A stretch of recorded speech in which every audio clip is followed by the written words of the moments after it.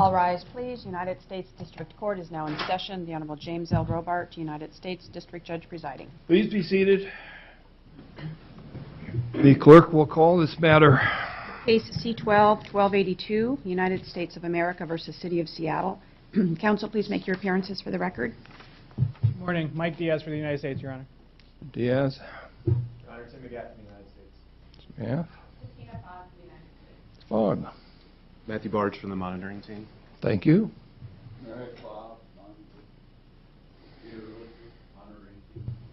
Peter Holmes, City Attorney for the City of Seattle. And if I may, Your Honor, our Chief of Police, Kathleen O'Toole, is in the courtroom, along with Deputy Chief Carmen Best, Assistant Chief Leslie Cordner, Assistant Chief Steve Wilski, and Your Honor, Assistant Chief Bob Murner would be here, but he's attending the escalation appropriately. And also our OPA Director, Pierce Murphy, is here, Your Honor. Thank you.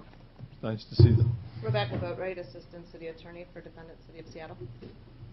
Brian Maxey, Your Honor, Counsel SPD. Counsel, we're going to do two separate things today.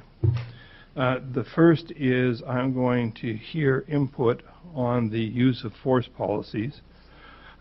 Those were proposed to the court. They're contained in docket, I think it's 204. They are modifications of ones that were previously adopted dealing with the question of use of force. The court received briefing from the parties and as it has encouraged input from the CPC. And I thought that it would be appropriate to hear further argument in support of the positions that are offered in that before I rule on those proposed policies. I have already signed the second set of policies that came in at the same time, which had to do with bias-free policing and voluntary Terry stops. And those are now approved and are up, and I assume are being used in training. The second part is a more difficult issue, and that has to do with accounts that I have read in the paper regarding changes that are proposed in regards to the CPC. And so I'll get the last word on that. I propose that we do this by parties as opposed to by policy. And since the CPC has submitted some thoughtful comments, I'm going to hear from them first. I understand that they are dividing their time into one-third, one-third, one-third. I didn't bring my stopwatch, but the maximum period of time that anyone's getting is 7 minutes. And whoever is going to do the first policy should come forth and speak first.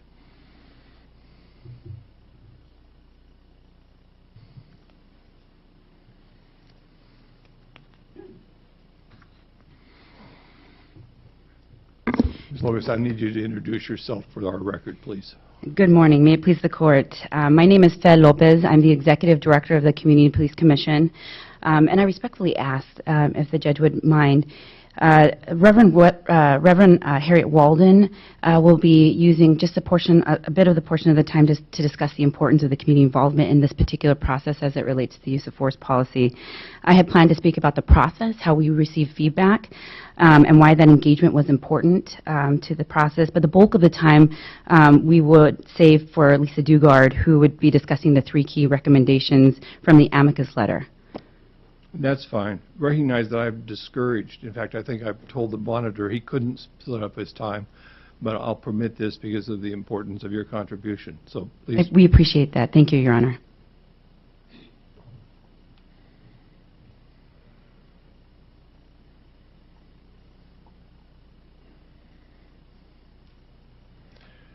Good morning. Good morning. You have to introduce yourself so that we have a full record. Thank you. My name is Reverend Harriet Walden. I'm a co-chair of the CPC. I'm founder of Mothers for Police Accountability and have been organizing in Seattle for 25 years for police accountability. And so just wanted to say to the court that this is a great day for us to be able to be in front of the court because it's been a long, long time. We were a signature on the letter that was sent out by the ACLU, one of the 34 groups that signed on to get this process rolling. And it's been a lot of the community feedback, a lot of community hard work. And I thank you for this opportunity just to say that the community effort will continue when we're all here by ourselves. We will continue the community engagement and outreach for constitutional policing. Thank you. Thank you.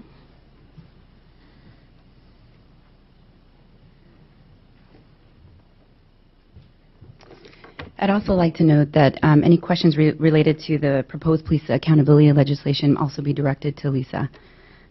I'm afraid it's not going to be questions. It's going to be statements by the court. Oh, okay.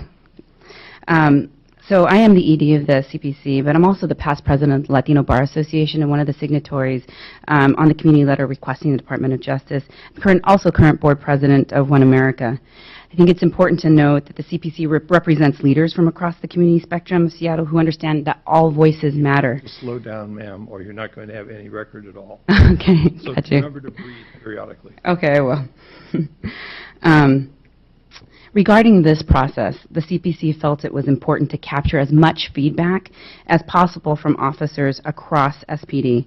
A part of real change and meaningful engagement that must include listening to officers because they're a part of the community and they are trained and charged to implement this policy. The CPC worked closely with a variety of partners, including the Seattle Police Officers Guild, the Department of Justice, Chief O'Toole, precinct captains, and other command staff from SPD to offer a variety of avenues to officers to provide feedback on how the use of force policy works in practice. Again, the CPC's goal was to supplement the use of force policy review already being conducted. The CPC requested that officers provide as much detail as possible, particularly about operational issues or unintended consequences that they experienced directly. There were verbal announcements were made at SPOG meetings, flyers were posted at all 5 precincts, and various emails were sent out to all SPD officers about 3 listening sessions that we conducted at East, South, and North precincts. We also conducted an additional listening session at SPOG offices. Officers were also encouraged to submit feedback via email and phone calls.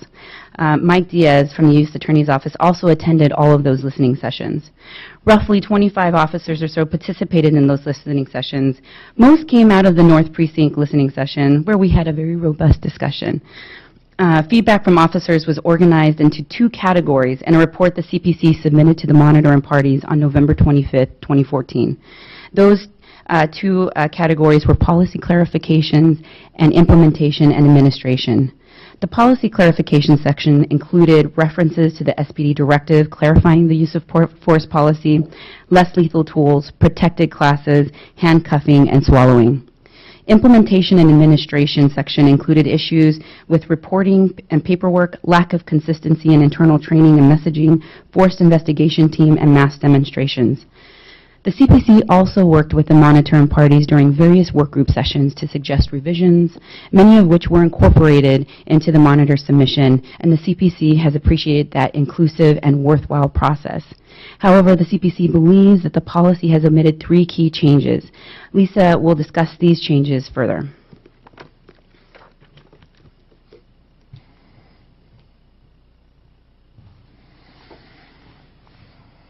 Good morning, Your Honor.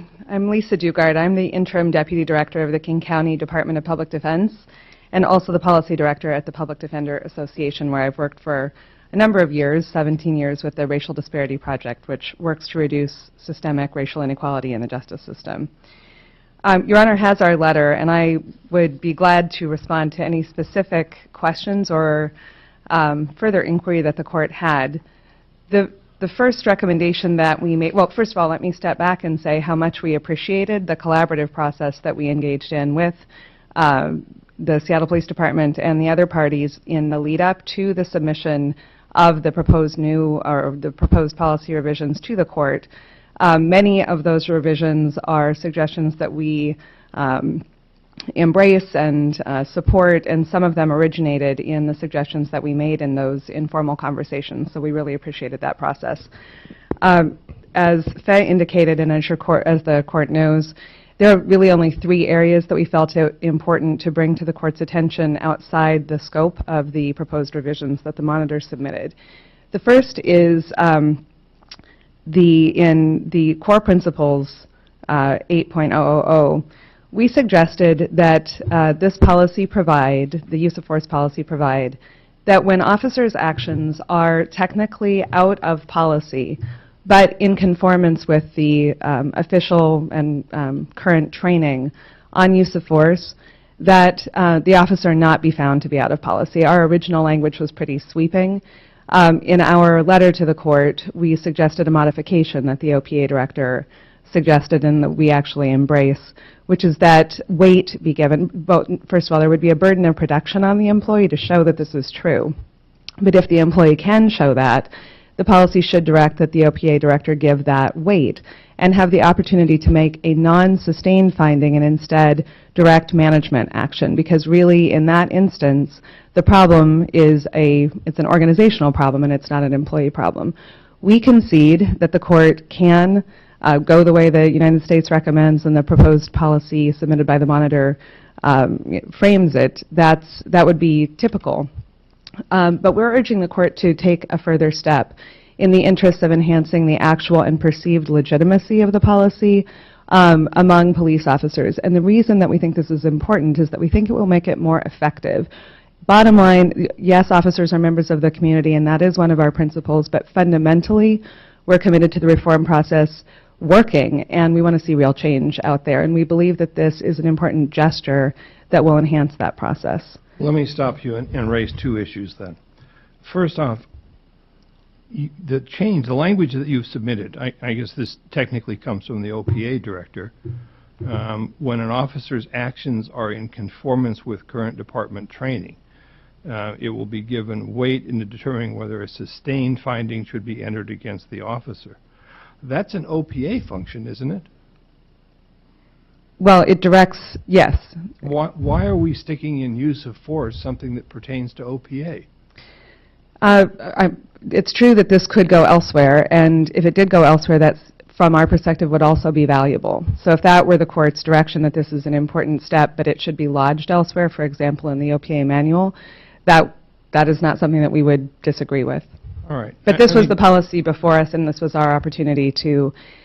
This is a high-profile policy, and it's the one in which we engaged in this process of listening to officer sentiment and concerns. And while this is a general approach that makes sense to us, in particular on use of force, this is where training has been highly scrutinized. It's been approved by the monitor and the court, so it felt like a particularly appropriate place to lodge this. All right. My sense is, and I'm not going to prejudge the language, but it seems to me that what we're talking about is a review of the officer's performance. And this particular set of principles has to do with use of force. So I'm not sure it's appropriate there. But since you're here, I'm going to pick your brain on another subject. I assume you've read the monitor's semi-annual report and his comments regarding the use of force review board. Yes. And this seemingly unending process of saying, well, it was in accordance with my training, and therefore I am blameless. And the review of force board just being tied up in knots, trying to say, well, what was the training? How old was it? When was it? I'm trying to give a clear set of guidelines so that officers in the field know what they can and can't do.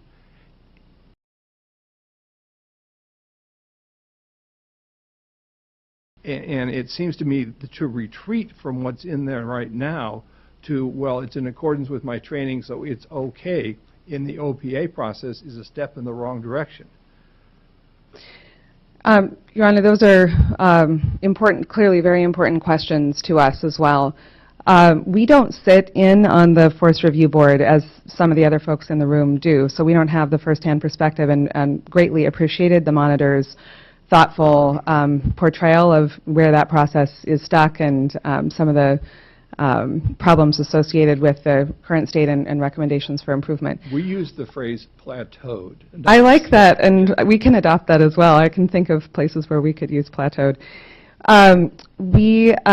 First of all, the issues surrounding the Force Review Board are related to the core recommendation in our amicus letter, and I know that's not what you're asking me, but I would just flag. We are concerned about introducing any collective process that is not the OPA process into the process of determining misconduct. And the proposed policy as currently submitted to Your Honor does that. It uses the word misconduct. The FRB determines misconduct, not even possible misconduct. And in addition, the idea that a group of people would vote on or collectively determine that with no ascertainable standard, it introduces this, it really is a parallel process to OPA. From our perspective, possible misconduct is the right standard for something to go to OPA, and almost by definition, it is possible if even one person, not 4, not 5, but even one person on the FRB believes that it could be misconduct, then it could be misconduct, and then it should go to OPA. All right. Your Honor's point about training, though, and whether it's a step backward. So, first of all, the process that Ms. Lopez described of soliciting officer input on where they were confused and why was enormously beneficial. It was wonderful that the U.S. Attorney's Office participated in those sessions with us. I think we all agreed that we found several places where people of good faith could have legitimate confusion. And in large part, those areas have been corrected. And again, that was a wonderful process, and we have welcome revisions to the policy. But we're now a long way into this process, and I think for officers, this gesture of acknowledging that training, they are supposed to follow their training, and they are supposed to follow their policy. Training is interactive, and questions get answered. And if officers in good faith apply what they thought they understood from the training, which is synchronized with this process and under this court's supervision, then, in all fairness, they should be entitled to follow it. Doesn't mean that we don't have to go fix that problem, but it's not that individual employee's responsibility if, in good faith, confusion results. We think it's very important for this process to validate that because, again, of the actual and perceived legitimacy of what we're doing here in the eyes of the folks who have the most power in the end to decide what happens on the street. Okay. Let me understand one thing, and I'm going to ask you to move on. Sure. You had 25 officers to come to your 3 meetings, and they predominantly came out of the North Precinct. Yes. There's 1,300 Seattle police officers, more or less. That doesn't seem like, I mean, while their views are obviously important, that they may necessarily reflect the general consensus. As since I sometimes read the New York Times, I know there are some officers who don't particularly like some of the de-escalation techniques. So would you respond to that? Yes. First of all, that wasn't the sum total of our contact with officers. We have 2 active duty SPD employees on the CPC, which is invaluable. Cannot stress enough how much that has informed our understanding of what can go wrong, even with good faith on all parts. Secondly, we conducted other informal focus groups over the last year since the litigation was filed, challenging the use of force policy, and heard consistent, concrete concerns from officers who were not, these were not people who showed up in order to curry favor. They showed up sort of contrary to interest, if that makes any sense. We are not, you heard who we are. We're not people that officers are used to going to share their thoughts about things. And the fact that these, I mean, probably total of 50 people did show up and share with us at length and in detail where they found confusion in the policy helped us find weight. That's why we ascribed weight to the items that we brought to the attention of the parties and SPD. And we didn't, I mean, some of the stuff got left on the cutting room floor, as you can imagine. Some of it was vitriol and some of it was, it was impassioned, but it wasn't concrete. We only brought forward what we found to be rooted in the language of the policy. All right. Let's move on to your second point, and I would ask you to spend the majority of your remaining time on it. Sure. In terms of mass demonstrations, I understand you're flagging that because it's an important issue. I think we all looked at May Day. The court is constantly dismayed to see people dressed all in black, faces covered, carrying fire extinguishers in order to break windows, and told that that's a peaceful demonstration. I understand that's why it drives the force crazy. As do we. And you know, I think this is an area where we frankly are doing an improved job these days. And when I say we, I mean the city. It doesn't mean that it's stopped. It just means that we need to continue to make improvements. But I don't have a concrete set of proposals in front of me. I appreciate you flagging that issue. It's flagged for me also. And so I'd like you to concentrate on that second point. For reasons of time, the policy as it's suggested in the use of force revisions says that it needs to be a consensus decision by a group of people, and then it goes to the OPA. If I understand your language, it says to every officer, if you see some, and I'll call it major misconduct as opposed to minor misconduct, although those terms are fluid, you have an individual obligation to come forward and report that. Tell me why you favor one over the other and what you see as the pros and cons of that. Yes. I think it's important to recognize that the obligation on the individual officer and every individual officer without exception is the status quo. That's a long-standing asset that we've had. There have been problems in our accountability system. This has not been one of them. We've had a consistent and simple direction. You also need to breathe periodically because she's trying Just to write this down. And so I think actually Your Honor's point that this is a deviation from that is worth pausing on. It is the first time that we would carve out an exception to this long-standing, as I said, asset in our accountability value structure, which is that every employee in SPD has this duty. And without exception, doesn't matter your rank, it doesn't matter how uncomfortable it is for you, you have this duty, and everyone knows that. So when you start carving exceptions out of that, it's quite meaningful. This particular carve-out seems to us to also be problematic for other reasons. We recognize and agree, I think, with the problem that this carve-out is attempting to address, which is that the individual employees who are selected for the Force Review Board have a heavy weight on their shoulders, and potentially it could be quite stigmatizing. They see many cases where force is used, and if they're the machine that's constantly referring people to OPA, folks may not want to serve on it, may be very unpleasant. And those are legitimate concerns. Our suggestion to deal with that, though, is to set up a system where if any member of the FRB believes that the case should be referred to OPA, the board will refer it to OPA. So there would be no individual identification of that member. Essentially, the one member's view would become the action of the board. And there would be no sense that all 7 people thought or 5 people thought. Just the board referred it because at least one of its members took the position that it should be referred. Well, let me stop Yeah. you there for a second. One of the things that's in the monitor's report is it's talking about the increased backlog of the Force Review Board. If we go to a system where any one member of the Force Review Board can find this and then send it up to OPA, doesn't that create more cases, which in the collective judgment of this group are not meritorious?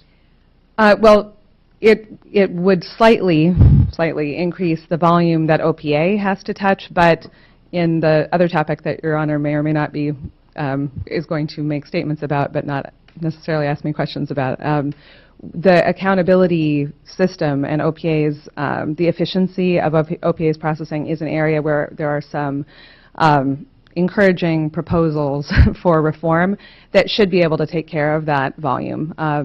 That it should, in our view, somewhat streamline the FRB process, because there won't be any need for a group process about whether we all agree, or 4 of us agree, that something should be referred to OPA. It's simply it's almost, everybody writes down yes or no, puts it in a hat. If there's a yes, it goes. There's no need for processing of that question, which ultimately is outside the FRB's provenance in any event, to determine whether something is misconduct and to determine whether there should be possible consequences of that. It's really a separate question. All right, you've got about 3 minutes left, and so why don't you summarize, and I'll stop interrupting you. Your Honor, that really is our, well, let me just address then the demonstration management issues. We wrote a letter that Your Honor may or may not have, and we would be happy to forward to the court. I do not have it. We wrote it to SPD shortly after May 1st, wrote it to Chief O'Toole, actually, and but it did not concern May 1st. The events of May 1st simply sharpened our appreciation that we were late, honestly, in forwarding the issues that had come to our attention in the spring and winter surrounding the quote-unquote Black Lives Matter demonstrations. We held a listening session with a large number of community members. Folks came to our meetings and in various channels conveyed their experiences. As we did with officers' concerns about use of force, we engaged in a sorting process and basically acted as a sieve. There were 6 areas that to us sifted up to a level where they were significant enough and appeared to be well-founded enough that they warranted our referral of those issues to the chief for her further attention. We'd be happy to send that letter to the court. Those issues range from the widespread perception that, so widespread that it seems almost clear to be a fact, that individuals were diverted from their intended destination by police to go to another neighborhood or go in another direction. Some public statements that were made that were widely viewed to be either inaccurate or not well grounded in the facts as they played out in the street. The use of less lethal devices in situations that raised real concerns about appropriateness and safety. And then several other, well, there were 3 other areas. So we'd be happy to send that letter to the court. From our perspective, this is an important dialogue between the community and the department, which is now proceeding in a robust and healthy way. We appreciate the chance to play a role in that, and we appreciate SPD's willingness to hear from us and consider modifications in their response to demonstrations in light of these concerns. That, while there are concerns, the way that they're being dealt with in our community feels healthy and robust at this time. So if that's a kind of temperature check on where we are, this process that we're engaged in is the one that we would like to see go forward, where voices are heard, changes are made, and none of that happens at a crisis level. I'm in agreement with that. What I guess would ask you to understand is I don't want to micromanage the police. When they bring a policy in here, I will seek input on it, and I'm certainly not having a problem getting input. And I'll rely in part on my monitor, who is an expert in this area, and will either accept, reject, or modify the policy. It's hard for me to deal with it in this, hey, take a look at this area. I think everyone, including Chief O'Toole and the CPC and the community, knows that this is a hot-button issue, particularly after the Black Lives Matter protests, whatever we want to call them, demonstrations, I guess. So that's likely not to receive any action from me today other than to say it's certainly on my radar and I think it's on everybody else's. Exactly, Your Honor. There are some areas, demonstration management and, from our perspective, the accountability system, where it's the job of all of us to participate in a healthy, robust, mutually respectful conversation, and we are seeing that now in a way that we did not in past years, and there's credit due all around for that development. Thank you very much, Your Honor. We really appreciated the chance to address you this morning. Thank you. Mr. Diaz, are you speaking next, or is Mr. Hyatt, whoever it is for the government? It is I, Your Honor. May it please the court. I'd like to start off, Your Honor, if you can indulge me for just a couple of minutes to put the discussion in context a little bit, actually in a couple of different contexts. Why we're here today, what's going on. As I think, especially for some of the new faces out in the gallery, some of the new people joining this public discussion, I think as everybody knows, this lawsuit was commenced because DOJ concluded that there was a pattern or practice of use of excessive force in violation of the Fourth Amendment. I hope folks know that.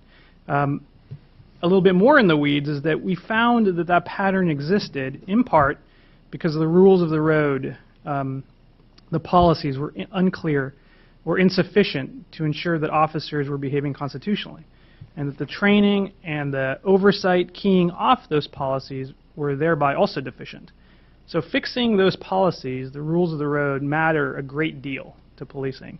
It's one of the findings of the President's task force on 21st century policing, that policy should be a lodestar. So the parties agreed to address this concern in the consent decree and ensure constitutional policing by updating the rules of the road, as you said yourself, Your Honor, to be clear about what officers can and can't do without micromanaging. Also, to match community expectations for this community in particular. And then training to those rules, and then providing time-tested and proven layers of oversight. So in a nutshell, we've had three tasks kind of guiding us up to this point: policy, training, and active oversight. The policies, again, just to give some more background for folks who might be new to this, were first approved, the use of force policies were first approved in December 2013. Then, as now, the CPC participated in their development. And many, though not all, of their recommendations then were part of the approved policies. As we said in our briefing back then, their fingerprints were all over it, just as they are now. But it wasn't just the CPC, and this is something important too, but the police, both through their members of the CPC who are on the CPC, and directly in discussions with the monitor, who has discussions with police on a regular basis, with us directly, and with other avenues. We heard from the police and other members of the community. In short, Your Honor, when we develop policy, there is no them versus us in our outreach.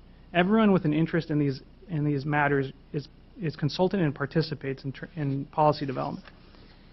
So then, again, just to put it in context a little bit, what are we doing here today if the policies are quote-unquote done and the training, which is literally going on as we speak at this moment, is ongoing?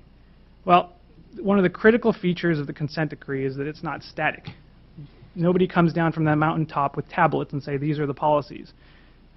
Just as we ask the department to look at itself critically, the consent decree requires the people at the tables here and the CPC and others to look at its work product, so to speak, equally critically. And in the case of policy, at this point yearly now, to see if they're working as intended, if they can be improved, and if, as Lopez said, if there are any unanticipated consequences. And we expect robust debate. And we can't overemphasize this. Disagreement on these issues is not only okay, but extremely good for the city as a whole, for the department, for CPC, for leadership. And I'll touch on that a little bit more later. So really, we have just two narrow issues now that we've set aside the crowd management. And we should appreciate how much agreement there's been on both the process and the substance. As Faye emphasized, on the process, DOJ fully engaged with the CPC's processes, those listening sessions, which took over 8 hours, 9 hours to go through, and with the SPD's other processes. And even though there were only a few officers who showed up, the CPC took those seriously, we took those seriously, and we got to agreement on a lot of different matters. And these are matters that are really important, not just to officers, but the community, on how to deal with folks who are handcuffed and in a patrol car, for example. We worked that out, and we proposed that without any disagreement to the court, on how to deal with how to use less lethal weapons on the most vulnerable populations, folks who appear to be pregnant or who appear to be physically disabled. Those are challenging issues, and we work through those collaboratively. On how to deal with folks who are trying to swallow evidence. These aren't easy issues to deal with, and we highlighted all of these. The monitor highlighted in his original submission, we highlighted in our briefing, Your Honor, and in the monitoring report again. And now we've all committed to working on crowd management together. I think the parties in the CPC, we all think, at DOJ, can be proud of this collaborative effort on improving the policy. In fact, one of the most preeminent scholars in this area said that for the first time in policing history, as far as he could tell, the community is part of the process of developing policy. They have a seat at the table.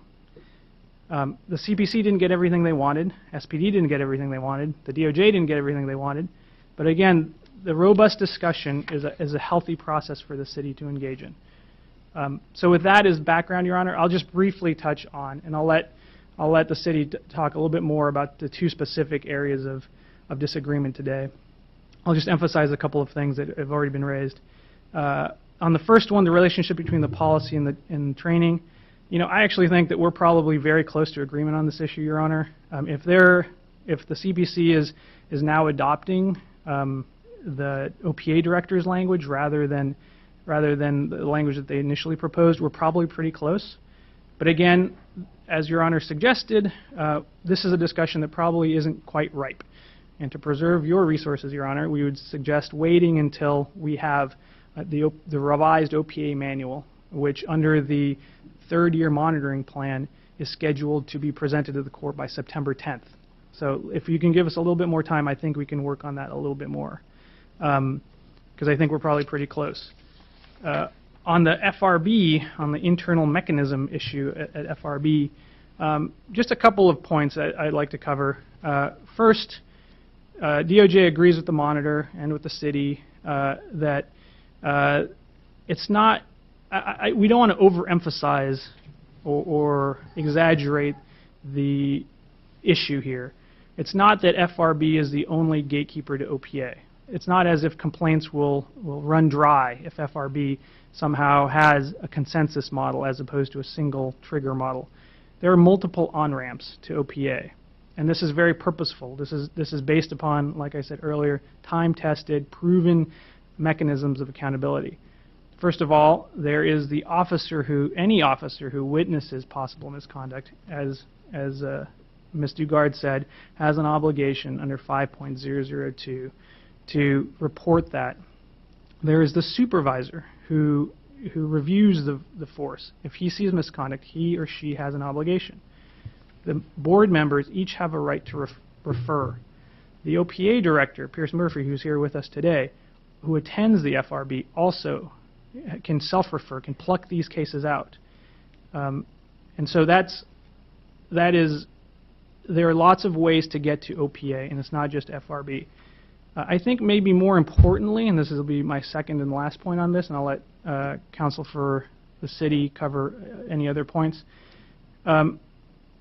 FRB is broader than just looking at policy violations. It really is a vehicle of self-improvement in force.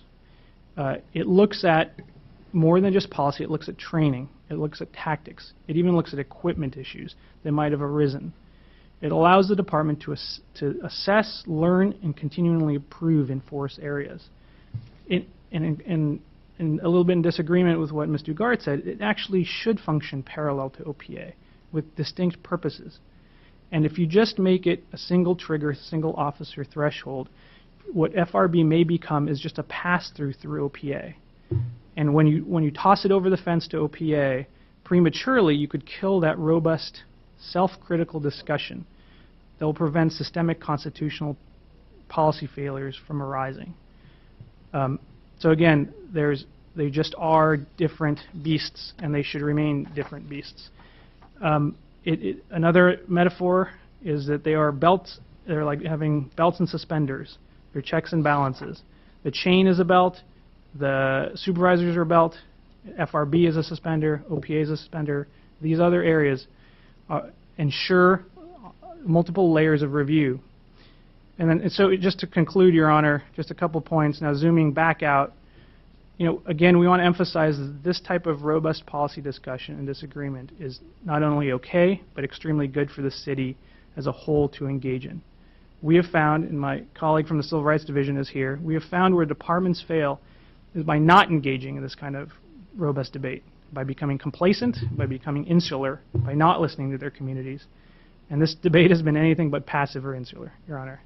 Disagreements like these advance reform and do not undermine it. And then finally, just to pivot a little bit to where we are in this reform process, but where we're going to go is we're now pivoting away from this foundational development now to determine whether or not the policies and procedures that now exist on paper, and Your Honor is going to rule again now pretty soon, and that have been the subject of hundreds of hours of training, have really taken hold in the field. That's where we're going to. The monitor and all of his experts and the Department of Justice must independently verify whether these requirements in policy are, quote-unquote, being carried out in practice. My favorite term in the consent decree. As the court-approved monitoring plan for this year provides, the monitoring team and DOJ will conduct 15 formal independent assessments to determine the extent to which various consent decrees provisions have taken root in the real world. Are the policies and training making a difference? We're going to test that now, Your Honor. Have we started to see modifications to behavior by individual line officers with individual community members in a systemic way? Not one-offs here that gives us concern, one-off there that gives us hope, but in a systemic way, has behavior now complied with the policies that this court has now ordered? So we're finally in the position for the first time to test this. Are they living up to their commitment to meet both the letter and the spirit of the consent decree, including using all the training that they've been given? And we agree with the monitor that the department has made remarkable progress, and we've laid the foundation for reform. It's now time to pivot and assess whether these are making a difference on the street, they're making the community safer, they're making officers safer, while ensuring constitutional policing, which is our job. So stay tuned, Your Honor. Thank you.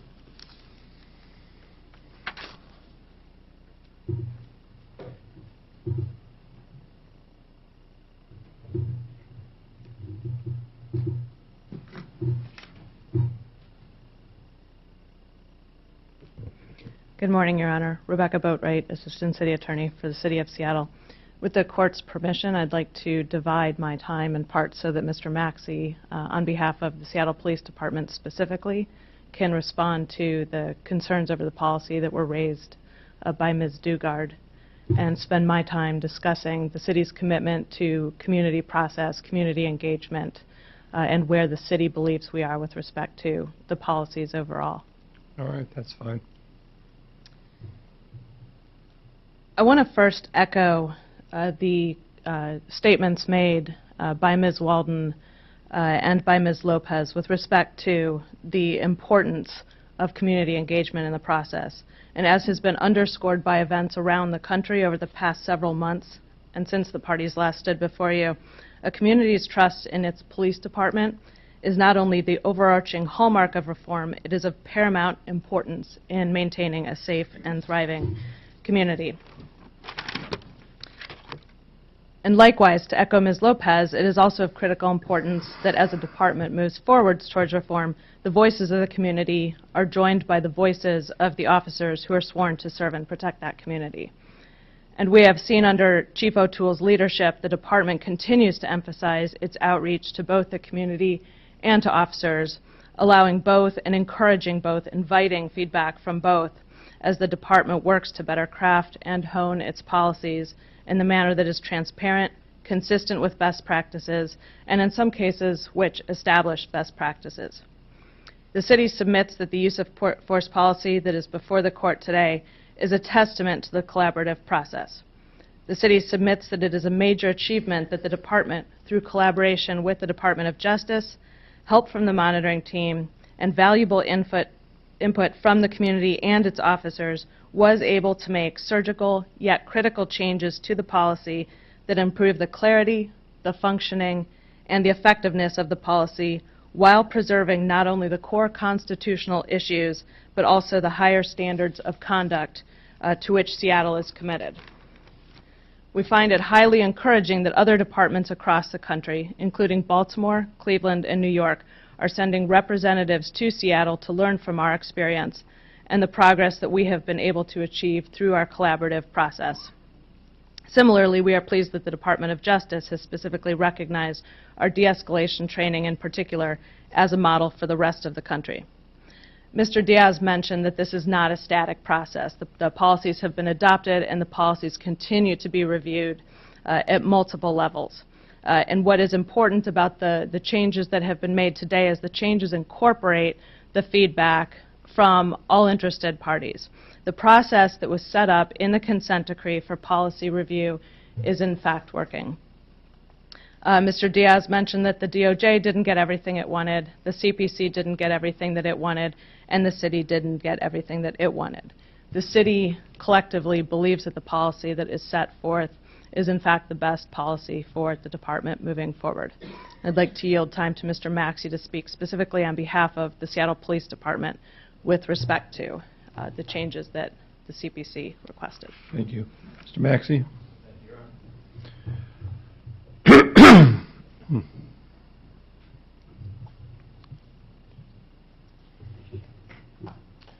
Maxey, if you would concentrate on the first point regarding the policy statement and the question of the Force Review Board recommendations. Those would be the two areas I'm most interested in. Yes, Your Honor. So regarding the reformulation that this policy proposes for the Force Review Board, there have been legitimate struggles by the board trying to figure out how to best resolve the issues that are before them, whether that's to send it to OPA, whether it's to re-refer back to training, to send down the chain of command for reevaluation. Certainly, I believe those struggles were good faith struggles and that the board is engaging in the job that it was set out to do. The board, like OPA, is one system of accountability. OPA is not a sole system. Having a board that is able to grapple with the issues before it, come to a determination, and in a consensus manner figure out how to best deal with any issues raised is the best model. And it is not a model that Seattle invented. It is a model that has drawn from the experiences of other departments. Philadelphia, DC, Las Vegas, all have force review boards that analyze the issues before them and figure out the best vehicle to resolve those issues. Well, answer me what is wrong with having, as opposed to a majority vote, any member of this carefully selected group that feels that there has been a violation, that they have the ability to bump it up to the next level, which is the OPA? So as the policy has been set out, any member of that board certainly has the autonomy to do exactly that. If they feel this is a critical issue that needs to be resolved by OPA, they have the authority. The issue is whether they are mandated to do so and essentially become a board override as to what the consensus decision is and whether they're mandated to do that. They certainly have that option. We've preserved that. OPA is present at the Force Review Board, and if the board is not taking appropriate action, the representative from OPA may self-initiate and take any case that OPA deems appropriate. Well, if I understood what Ms. Dugard said, she said that that obligation exists to the person once they are sworn as an officer. They have that duty. And if that's true, then every member of the Force Review Board has that duty. And somehow we have this majority vote requirement that's simultaneously existing inside the Force Review Board. Perhaps I don't understand how that system works then. So there's two parts to the CPC's concerns. One is that in the context of the Force Review Board, the new policy allows an exemption for issues that come to the officer's attention solely by virtue of their participation on that board. So as they sit there on the board and the force cases are referred to the board, they do, the policy would eliminate the mandate that that officer who identifies potential misconduct refer it automatically. The point is they're supposed to come together as a board, discuss the issues, discuss it on the merits, and figure out what should be done to resolve the issue that's before them. If it is potential misconduct and the majority of the board agrees to that, it will go off to OPA. If the board struggles with it and decides not to, there are, as I mentioned, those systems to serve as a backstop for that, and OPA can take that case on its own accord. Similarly, if any board member feels strongly, they do have the option of referring. You know, when you were speaking with the CPC, Your Honor advanced the question, what about the backlog? If we allow a single officer or minority of the officers to simply refer cases out to OPA, isn't that going to create a systemic problem? And I think the answer to that question is yes. But more importantly was the response, was that will not cause a backlog at the board because there will be no need for group process. Group process is exactly what this board is about. One of the hallmarks of the consent decree is allowing the department to create systems of critical self-analysis, certainly in conjunction with DOJ, certainly in conjunction with the monitor and the community, and trying to figure out the best processes. But at the end of the day, if SPD cannot self-regulate and manage its own affairs and is going to abdicate its authority to OPA to resolve all issues, this department is not going to grow. We need to grapple with them internally, figure out the standards for the department, what's right or wrong within our policies, and own that. And if the department is not permitted to own those issues, the department's not going to learn from those issues. And it will always be an external force, OPA, the monitor, the court, imposing this. This is an important policy for the department because it allows the department to come together with the representatives that the Assistant Chief of Professional Standards believes are best suited to analyze these issues and to help set the department standards. If we get it wrong, OPA will take the case.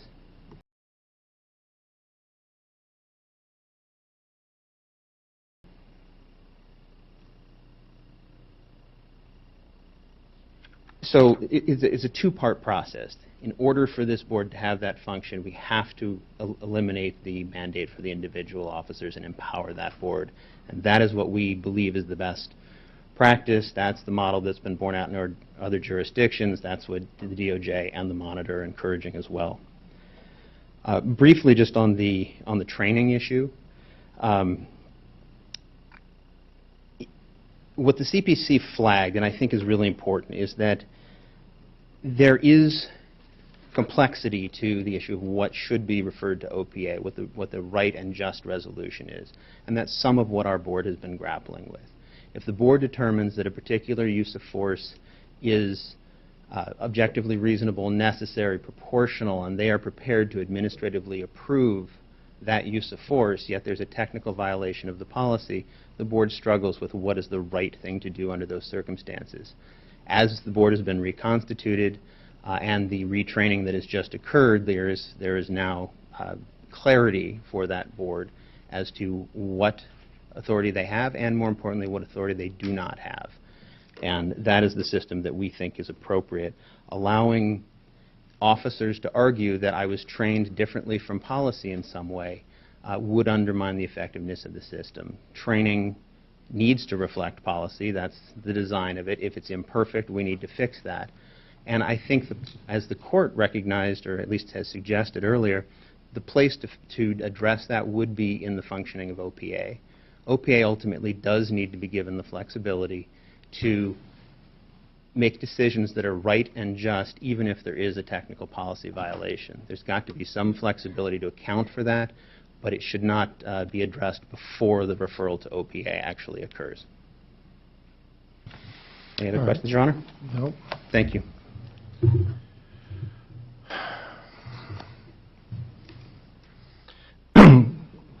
Thank you to everyone who spoke this morning. Hopefully you can see that the court takes this responsibility very seriously and is asked to make decisions in an area where I did not receive a lot of legal training. So I appreciate the input that comes through this process. I'm also pleased that we're videotaping this proceeding for the reason that the public can see that the process of consideration that goes into these policies and their implementation is serious, it's open, and anyone who wants to come can come. I'd like to take a moment to pause and reflect on where we are and where we're going before I get into the reason, part of the reason why I asked you all to come in today. The Department of Justice investigation is commonly perceived as having been triggered by a police shooting.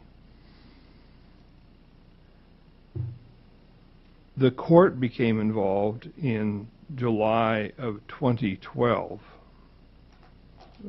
with the presentation of the settlement agreement. We commonly, I think, fall into the convenient use of the phrase consent judgment. It really was a settlement agreement. I find it somewhat ironic that we're here on June 30, 2015, which is roughly 35 months ago. If 35 months ago any of you had stood up and said, Judge, in less than 3 years, the New York Times is going to write an article discussing the Seattle Police Department as a national model on how to do things, I suspect we would have thought that's just not going to happen. It has happened. I am so pleased that my city is not New York, not Charlotte, not Baltimore. I'm not Pollyannish on this. I recognize that the Seattle Police Department has an extremely difficult job, and I'm also aware that some officers feel that the current direction is wrong. I am pleased that many, and I believe not just a majority, but a substantial majority, think that the current direction is right.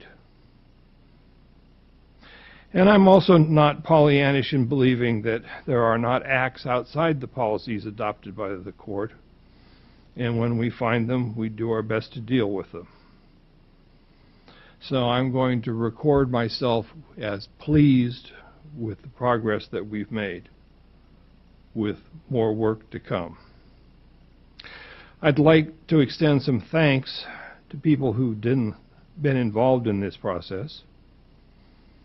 Because he's the highest ranking official in the city, I'll start with the mayor, who I think has taken a sincere interest in the Seattle Police Department and stalwartly attempted to represent the community in its relationship with the police. Second, sitting in the first row of the audience today is Chief Kathleen O'Toole, who has brought a professionalism and an openness to the department, which the court very much appreciates. Third, I'd like to say thank you to the Seattle Police Officers Guild and the Seattle Police Management Association, who, while they are behind the scenes, play an extremely important role in this process, and who have recently been very constructively working within the framework of the settlement agreement. And I applaud that effort. Finally, and most importantly, I would like to say thank you to the men and women of the Seattle Police Department, both uniformed officers and otherwise, who have accepted change and whose performance has gained our city national attention. I realize they are the people who day in and day out are on the line and are asked to do important work and try very hard to do so. I will turn now to a less pleasant subject, which has to do with developments of the last couple of days, which mostly I read about in the newspaper since I'm not a privy to them. I'm going to take some time in doing this so that you understand ultimately why I have reached the conclusion that I have reached. I'll start with July 27th, 2012. The City of Seattle and the United States sign an agreement, which is entered by the court. It is called the Settlement Agreement and Order of Resolution. I gave that preliminary approval on August 30, 2012, found in the court docket as item number 8. we need to keep referring to it. Rather like the United States Constitution, it tells us what we can and can't do. In Section 1B of that document, the Seattle Community Police Commission is created. It is a recognition of the importance that the Department of Justice and the United States Attorney's Office found in community involvement in this process. Paragraph 6 of the settlement agreement provides, and I quote, "To leverage the ideas, talent, experience, and expertise of the community, the City of Seattle will establish within 90 days, by executive order, the Community Police Commission." Paragraph 7 gives the Commission 4 distinct roles. They will undertake responsibilities assigned to the Commission in agreements. They will review reports and recommendations of the monitor and may issue its own reports and recommendations on implementation of the settlement agreement. They may review and issue reports as to the implementation of the now sort of ancient history Seattle Police Department 2020 process. And finally, the Commission may consider other issues as referred by the parties in the Memorandum of Understanding. There are 2 other provisions in those documents which deserve mention. First is paragraph 219, which in part says, if the city establishes or reorganizes a government agency or entity whose function includes overseeing, regulating, accrediting, investigating, or otherwise reviewing the operations of the Seattle Police Department or any aspect thereof, the city agrees to ensure these functions and entities are consistent with the terms of the settlement agreement and will incorporate the terms of the settlement agreement into the oversight, regulatory, accreditation, investigation, or review functions of the government agency or entity as necessary to ensure consistency. I would parse that sentence to say, you can't do something that the consent agreement or the settlement agreement does not provide. You need to read that in conjunction with paragraph 225, which provides the monitor, city, and Department of Justice may jointly make changes, modifications, and amendments to the settlement agreement. The parties then will move for approval of any proposed changes, modifications, and/or amendments which become effective upon approval by the court. No change, modification, or amendment to the settlement agreement will have any force or effect if not set forth in writing, signed by all of the parties, and approved by the court. You will remember my reference to the executive order. By Executive Order 02-2012, the mayor created the Community Police Commission, and it establishes, quoting language directly taken from the settlement agreement, what that particular agency does and how it's constituted. In Section 3 of that executive order, it provides the CPC will have the following duties, and it tracks the language that is found in the settlement agreement.